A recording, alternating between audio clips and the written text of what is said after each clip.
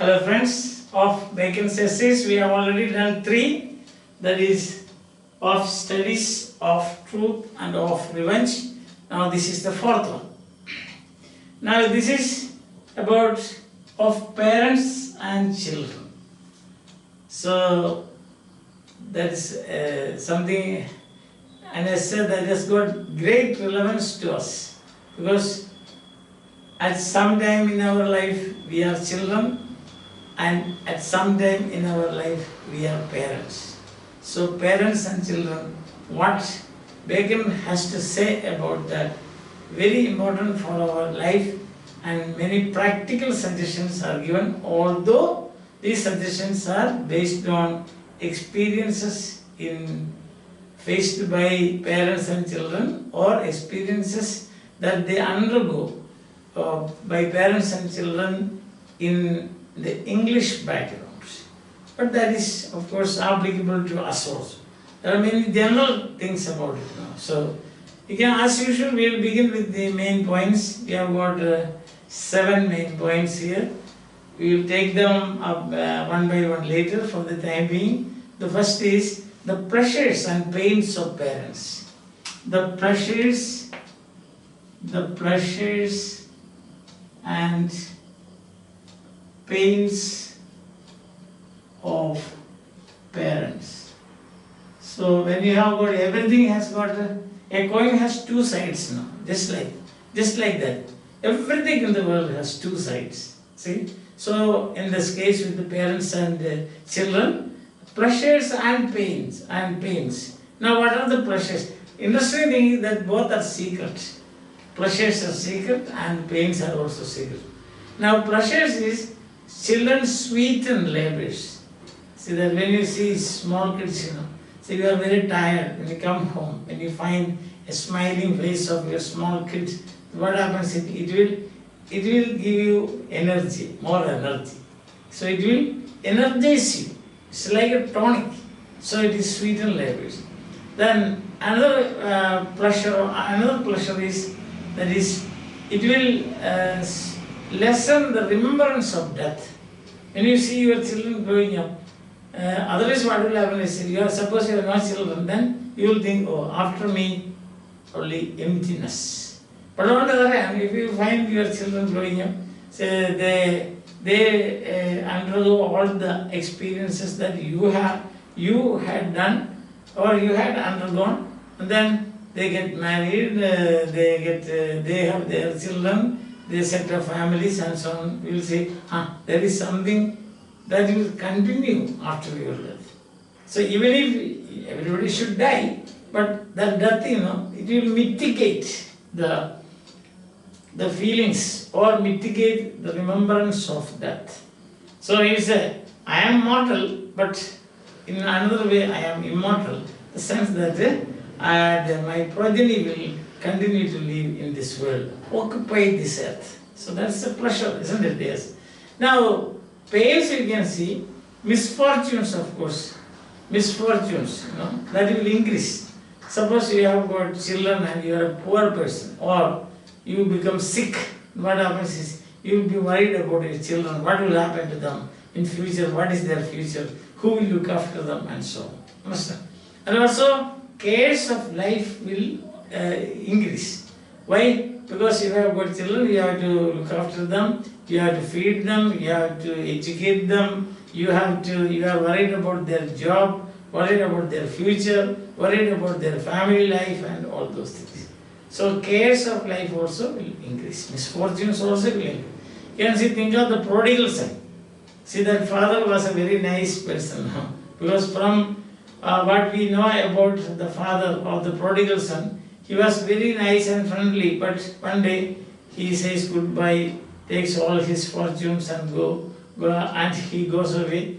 Then at last what happens is that he had to live with the pigs and eat the food of the pigs. It was swine, swine. So much he suffered. At last he comes back. So when he was away, you must have seen the description in the Bible is that every day he was anxiously waiting for his son.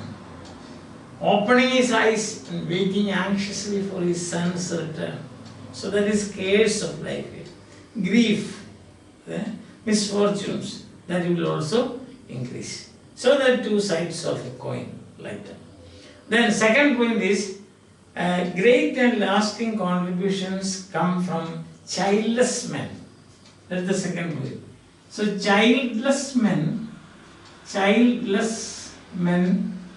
make great and lasting contribution to the world. But for example, the reason is that they don't have any other case. See, that's why people who live their life alone, say priests for example, or sannyasis and so on, they have no case. So they have only one agenda in their life. So what is entrusted with them, they will put all their heart and mind, because there is no disturbance, there is no pain, there is no care of life, no cares of life. So they can devote 24 hours of the day for that particular purpose, and then they can give lasting contribution to the development and growth of the human race. That's what Bacon says. Of course, when we take up this point for discussion, there are other opinions also. Those things we will discuss later.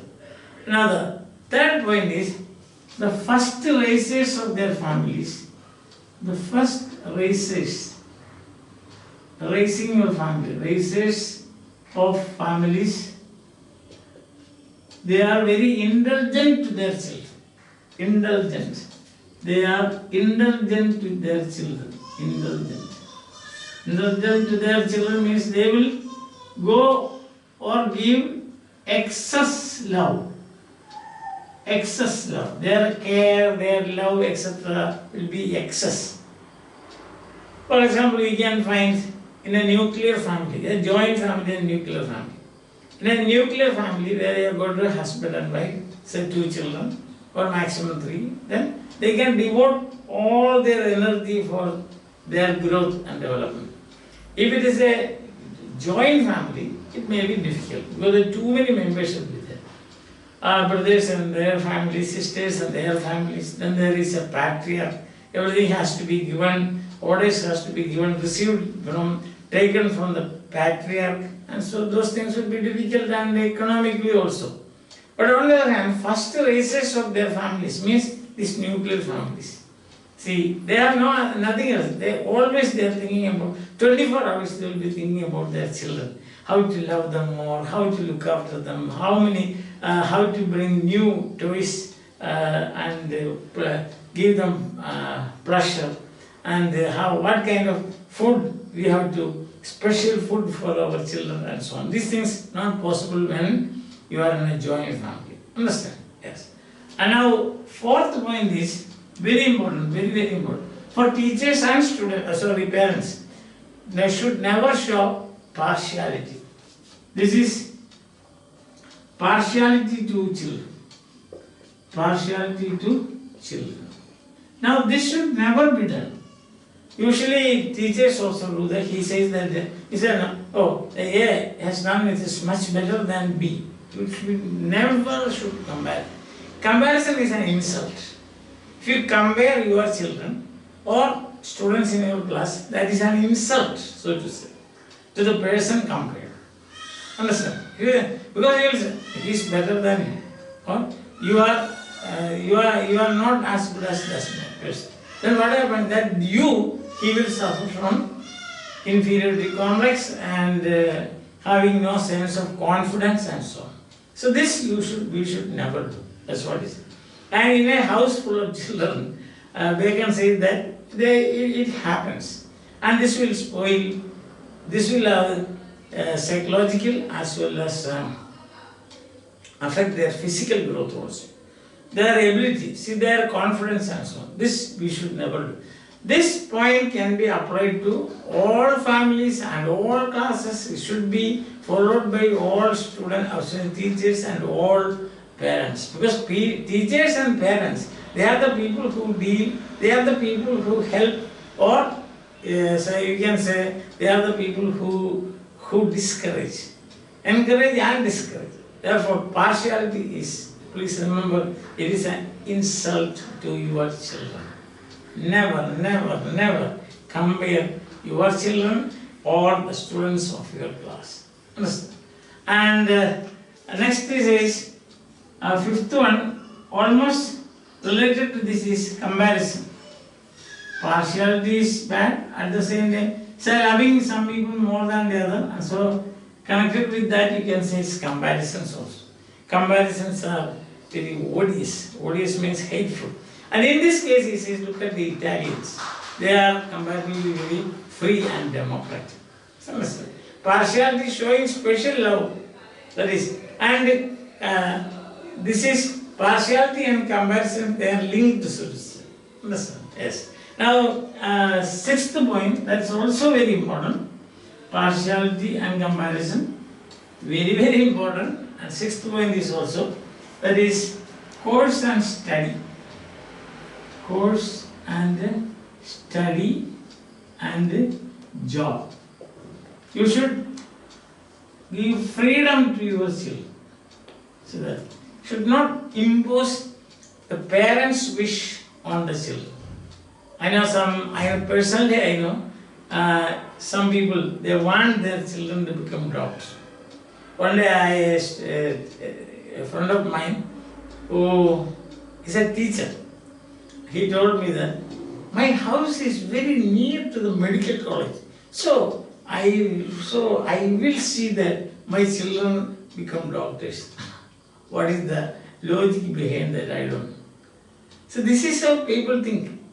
So if you thrust your ambition upon the student, upon your children, say like you should take this course, you should become like that, you should follow that particular profession and so on, that will be really doing harm to them.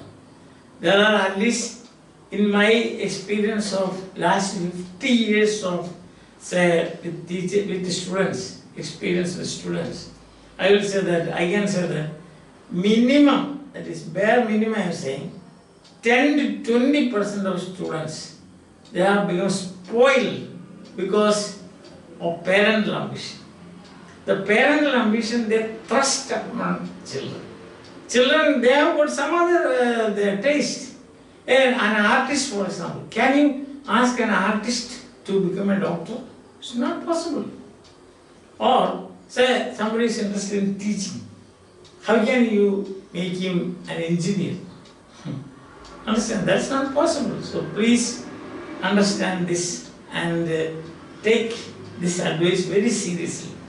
This advice given by Francis Bacon. Now, so are universally applicable.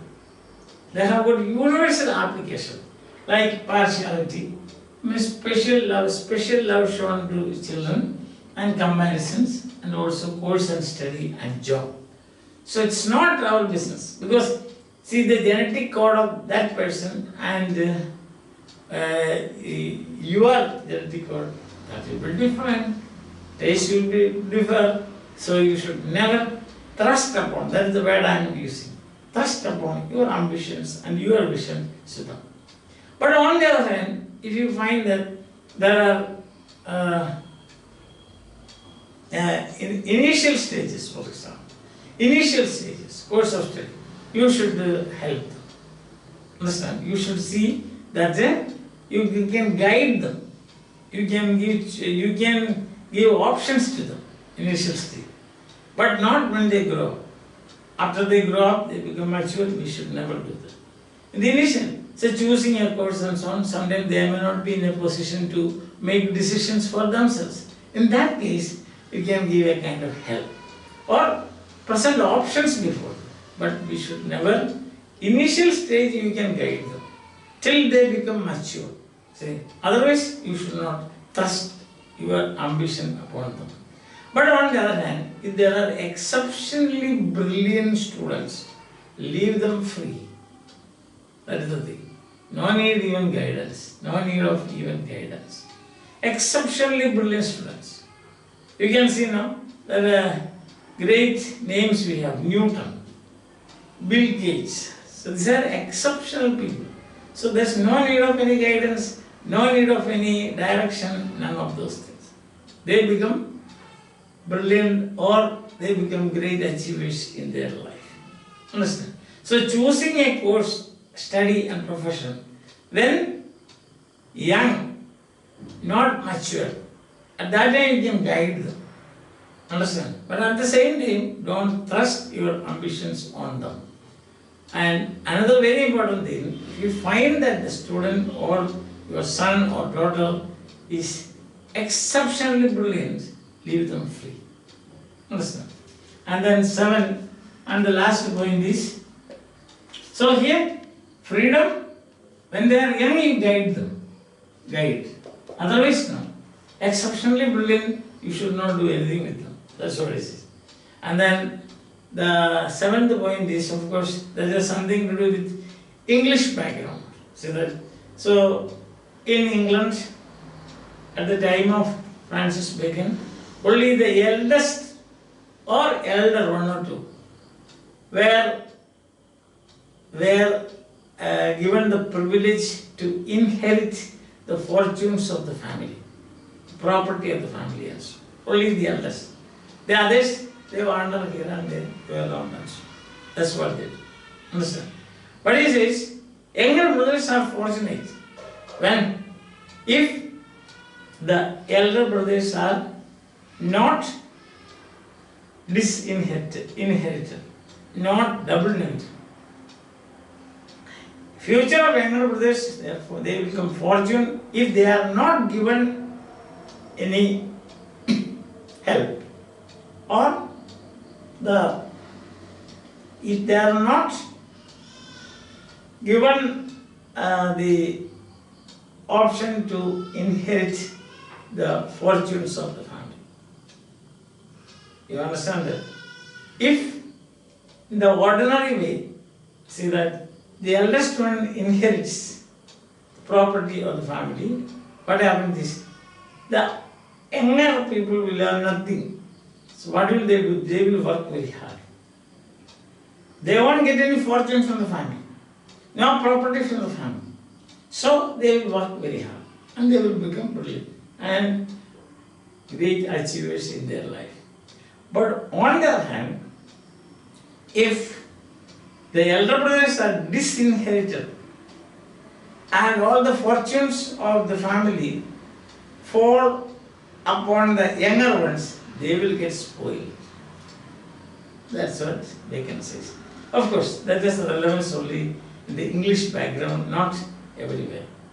But these points here, pleasures and pains of parents, that is common to say, you can say, of universal application.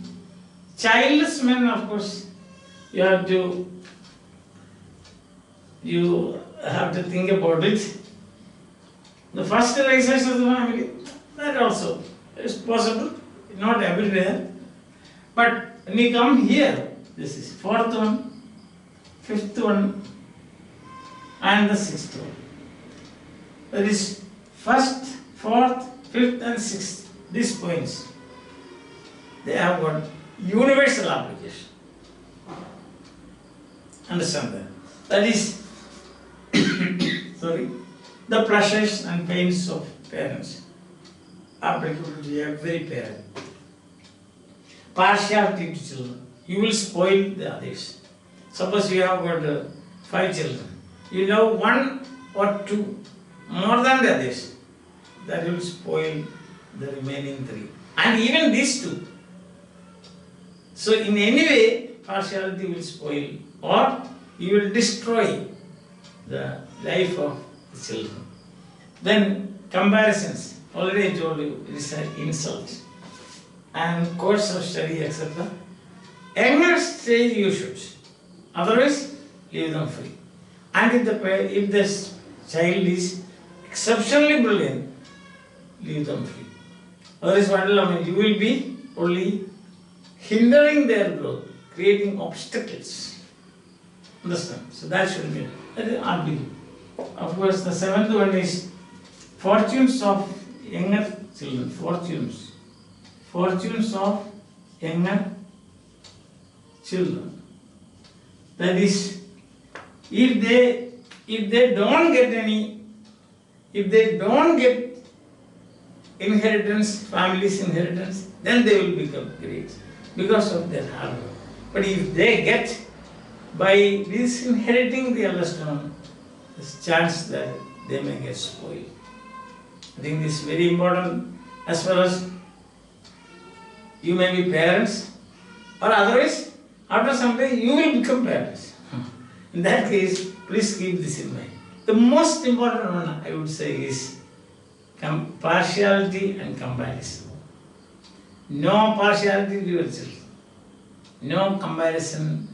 Don't compare your children with others or your students with others. And partiality for teachers also. Should not show partiality to your students. When students are sitting, they are all equal. Whatever background they have got, whatever position they are coming from, whatever whatever intellectual level they are, none of these things should affect a teacher. Understand? Or special talents, some of them may be having special talents, but still, no such thing. A student is a student. That's all. Whether you are brilliant, whether you are, say, attempted 5 times and still fail, or you are a talkative person, or you are a very obedient person, or you are a humble person, or a proud. Student is student. There is only one-to-one correspondence. Teacher and student. No partiality. Exactly, even more is partiality showing towards your own children. Some people have love for their boys, some people have love for their girls children. Not good. Equal. Everybody should be equal.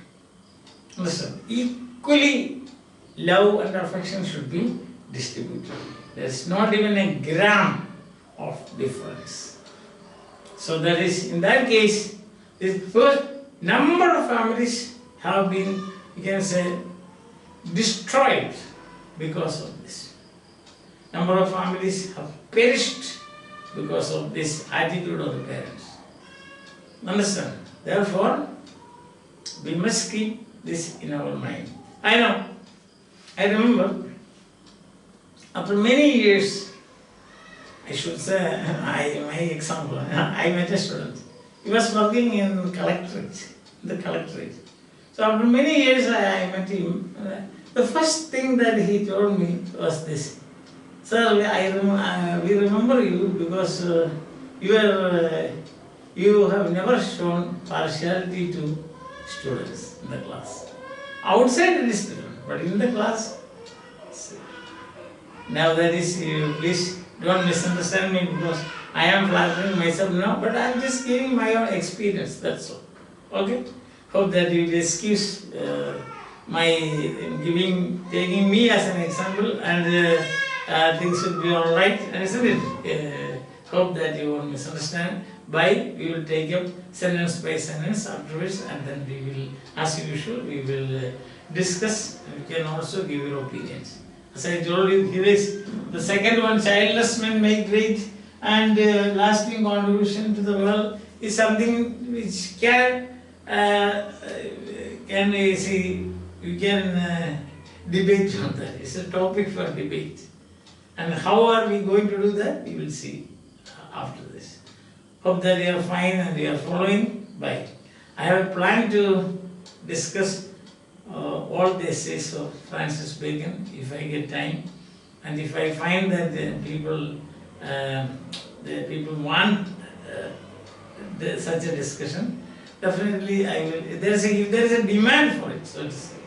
If there is a demand, definitely I will go through all the 58 essays. That's what I am going to. That's my plan. But how far it will